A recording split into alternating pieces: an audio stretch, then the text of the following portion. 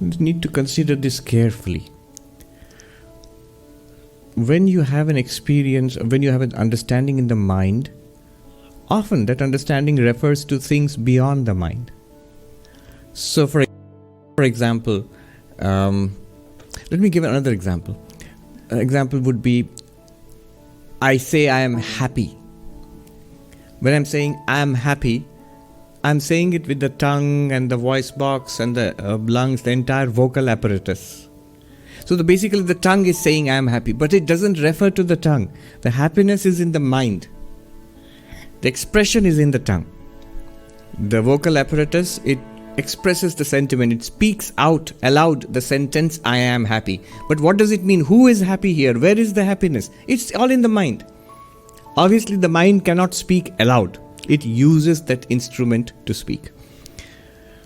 The happiness refers to something beyond the tongue. And that's right. Speech works like that. Speech works about things other than itself. Similarly, understanding in the mind about the self, I am Brahman, for example, it refers to something certainly beyond the mind. But the mind can point to something beyond the mind.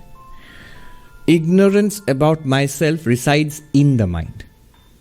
And the knowledge to remove that ignorance must also come in the mind. Another point, where else can realization come? You see, realization in the mind is an appearance, it is part of the world, it is therefore mithya or false, an appearance. How can a realization in the mind point to Brahman or reveal Brahman? Why not? Where can realization occur? Can it occur in the body? No. Can it occur in Brahman, the absolute reality? No. It can only actually occur in the mind. Knowledge comes in the mind. Ignorance is in the mind. Knowledge in the mind removes ignorance in the mind. Therefore, realization can occur only in the mind. Upanishad says this, Manasaiva anudrashtabhyam. By the mind alone it is to be realized. Now, then what do you mean it's beyond the mind? In what sense? It is that which illumines the mind and reveals knowledge and ignorance in the mind. So what basically the mind does is, when we study Vedanta, when we focus on it, we try to understand it, meditate upon it, and we make the breakthrough, we get it. That getting it is definitely in the mind. It removes the ignorance in the mind which made us think that we are body-mind. That is removed. Brahman is self-revealed. Not that Brahman is revealed at that moment, but Brahman is always self-revealed. And that self-revealed Brahman is now obvious again to me. I realize I am Brahman, and that understanding is also in the mind. So realization takes place in the mind. Where else will it be? Knowledge in the mind can refer to something beyond the mind, just as speech in the tongue refers to something beyond the tongue.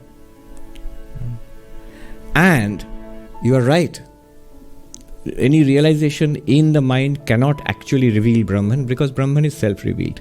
By removing the ignorance, Brahman is revealed. But the ignorance has to be removed. For that, knowledge is required, and for that, mind is required. So you see, this is the technical aspect of that has been clearly discussed in the Vedanta Sara discussions.